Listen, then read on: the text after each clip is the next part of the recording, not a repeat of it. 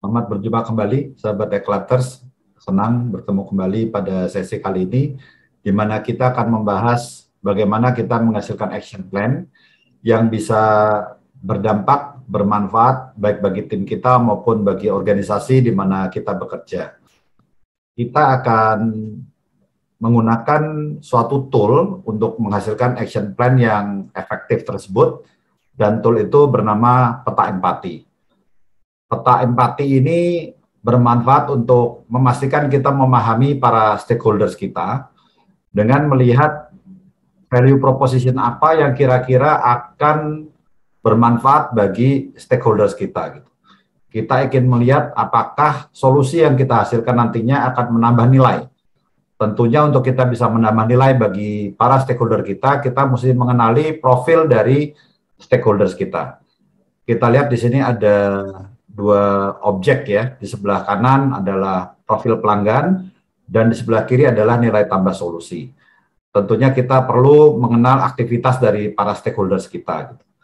Kita ibaratkan kita sedang mencari solusi untuk para stakeholders di mana mereka adalah pelanggan yang menggunakan atau penumpang taksi. Kalau kita lihat aktivitas dari seorang penumpang taksi, dia pasti harus mencari taksi, kemudian memanggil taksi, memberi alamat kepada sopir taksi, dan akhirnya dia harus membayar untuk jasa yang dia terima. Nah, saat penumpang taksi ini memanggil taksi, pasti ada pains yang dia hadapi. Kalau kita bicara tentang pains, teman-teman, pasti pains itu existing. Pains itu sekarang sudah dirasakan. Nah, kita mesti melihat pains apa saja yang dimiliki oleh seorang penumpang atau pengguna taksi. Kadang mereka harus menunggu lama, belum kalau waktunya hujan ya teman-teman ya, wah bisa menjadi masalah sekali. Kemudian kita harus rebutan dengan penumpang yang lain juga gitu. Dan kadang-kadang kita udah dapat taksi, di dalam taksi kita deg-degan. Deg-degan ini bisa karena sopirnya mengendarai taksi dengan ugal-ugalan, bisa juga ya kita tidak tahu apakah ini yang rute yang terbaik menuju ke tempat yang ingin kita tuju gitu. Dan yang terakhir, kita juga seringkali harus membayar lebih kalau memang ya kita lagi dikerjain lah ya sama supir dari taksi tersebut gitu. Nah, tentunya untuk existing pains ini kita butuh pain relievers, kita butuh obatnya gitu. Nah, apa obat yang ditunggu-tunggu untuk semua pains yang tadi sudah kita sebutkan? Kalau kita menunggu lama, tentunya kita mengharapkan agar pesanan kita bisa instan gitu ya. Kita bisa langsung mendapatkan respons dari pesanan kita. Kemudian kita membutuhkan adanya suatu pesanan yang ada ID-nya gitu. Karena pesanan itu ya memang untuk kita gitu. Kita tidak harus rebutan dengan orang lain, tidak harus rebutan dengan penumpang yang lain. Kemudian kita juga mempunyai opsi untuk memilih supir mana yang kita merasa nyaman gitu, sehingga kita tidak deg-degan di jalan. Karena ya kita percaya dengan supir yang sudah kita pilih, kita akan bisa merasa nyaman dan merasa aman di dalam taksi tersebut. Dan terakhir, supaya kita tidak membayar lebih, kita membutuhkan suatu peta visual yang bisa menunjukkan kita, meyakinkan kita bahwa memang ini adalah rute yang terbaik menuju tempat tujuan yang kita hendak capai. Nah, kemudian biasanya stakeholders kita juga ada kebutuhan, ada needs yang sekarang ini belum terjawab. Dan kebutuhan ini dia mengharapkan untuk ditemukan jawabannya di kemudian hari gitu. Jadi kita sebutnya gain. Gain ini biasanya kita sebutnya expected ya, kita mengharapkannya gitu. Nah, kalau kita bicara tentang memastikan action plan yang berdampak, tentunya action plan yang kita hasilkan ini tidak hanya program oriented, tapi juga harus goal oriented. Kita tahu kita setiap bekerja pasti ada ukuran-ukuran kinerja kita.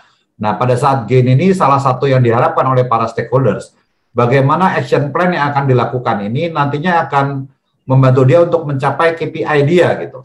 Jadi harus kita kaitkan dengan entah KPI bisnis atau KPI operasional gitu ya, sehingga pada saat action plan ini selesai dikerjakan, maka KPI-nya akan tercapai dan bahkan kalau bisa melebihi dari target begitu ya.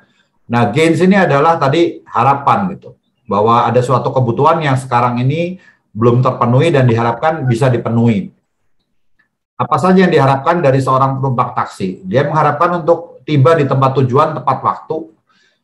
Dia mengharapkan untuk mendapatkan pengemudi yang profesional, dan pada saat dia membayar tidak harus murah, tapi pantas gitu.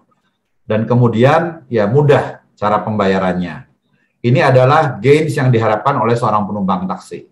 Nah, apa yang menjadi gain creators gitu? Yang menjadi jawaban dari solusi yang diharapkan oleh penumpang taksi tersebut. Untuk tepat waktu, ya tentu dia mengharapkan dia punya opsi bagaimana ada waktu yang tercepat untuk mencapai tempat tujuan. Kemudian kalau bicara profesional, dia mengharapkan ada sopir yang terdaftar, dan sopir itu bahkan ada sistem ratingnya gitu ya, sehingga dia bisa tahu kalau saya mengharapkan sopir yang terbaik, tentu mengharapkan ya yang bintangnya 5 gitu ya, yang selama ini tidak ada keluhan dari pelanggannya gitu. Kemudian kalau bicara tentang biaya yang pantas, ya karena sopirnya ini bintangnya 5, tidak ada keluhan, maka ya opportunity atau peluang bahwa kita mendapatkan biaya yang pantas nantinya akan lebih tinggi kalau sopir itu punya sistem rating yang baik, dan juga kita punya pengemudi yang terdaftar gitu di dalam ya solusi yang kita harapkan gitu. Kemudian untuk kemudahan membayar, tentunya kalau ada pilihan apakah kita bisa membayar secara cash atau bayar secara online, ini akan menjadi solusi yang memudahkan buat si penumpang taksi. Nah, ini adalah nilai tambah yang diharapkan oleh pelanggan kita, baik pain reliever-nya maupun gain creator-nya.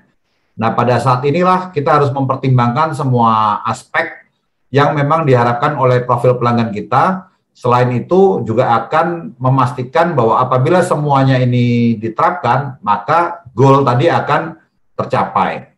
Nah, disinilah kita bisa menganalisa dan menghasilkan solusi yang tepat. Dan untuk kasus ini, ya kita tahu taksi dari aplikasi online itu akan menjadi jawaban yang tepat buat penumpang taksi.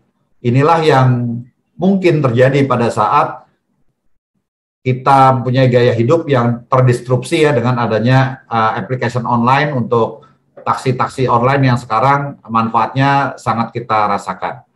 Demikian sahabat Eklaters, terima kasih untuk waktu yang sudah disempatkan untuk menyimak sesi kali ini. Terima kasih. Tetap semangat.